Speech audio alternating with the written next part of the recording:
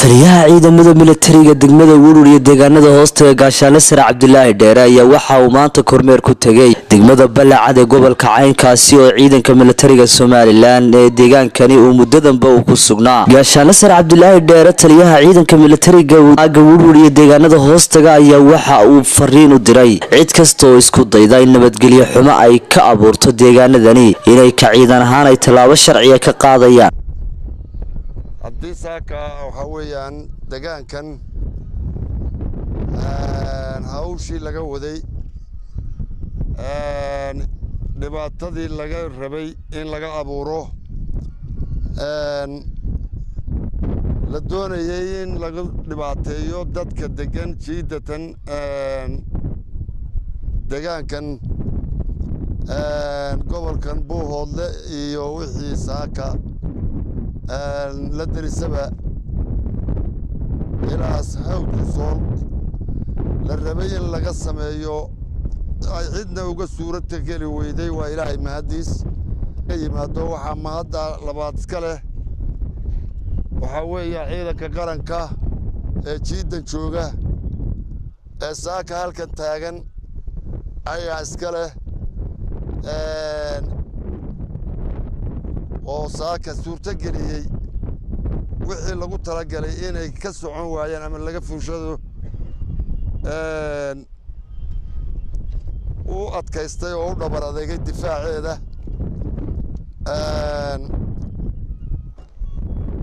taa markaa waxaa weeyaan iyagoo ku mahadsan waajibkooda iyo ay qaateen ee geesinimada leh ee dhabar adayga leh ee dulqaadka leh ee samirka leh aad iyo aad baan uga mahadnaqaynaa. marka labaad waxaa kaloo aan u mahadnaqaynaa shacabka deegaanka u dhashay ee degan oo iyaguna iskarab taagay oo lambar koow ka ah yacni inay ilaashadaan jiritaankooda iyo nabadgelyadooda iyo dhibaatooyinka lagu hayo ay iska difaacaan waan ugu mahadnaqaynaa. intaa ka bacdi cid kasta oo ku soo duusha deegaanka ama istidhaahda dhibaatooyinka abuur waxaan u sheegaynaa inaynu suurtagelayn dan kastaba ha lahaado deegaanka ha u dhasheen kuwa aan u dhalan ha ahaadeen midna inaynu uga suurtagelayn baanu u sheegaynaa. sidaa darteed waxaan leenahay kuwa deegaanka u dhashay ee iyagu dadkooda dhibaatada u soo safrinayana waxaanu leenahay ha ka waantoobeen ka waantoobaanu idin leenahay. haddaad ka waantoobi weydaan waxaad waajib u leedihiin unbaad helaysaan haddii ilaahay laga helo. waxaan ku soo ururinaynaa mar kasta waxaan u taagannahay danta dadweynaha iyo danta dalka iyo danta qaranka inaannu mar kastaba difaacno. been iyo waxaan jirin in laysu sheego ma aha. siyaasad in lagu soo raro dadka shacabkaa ma aha. reer hebel iyo kafafaara qabiil lagu soo raro ma aha. cid waliba waxaa weeyaan danteeda gaarka ah inay ilaashato iyo deegaankeeda iyo nabadgelyadeeda inay ilaashato. dadkani dagaal uma baahna wuu ka soo daalay 30 sannadood bay dagaal ku soo jireen dhibaato ku soo jireen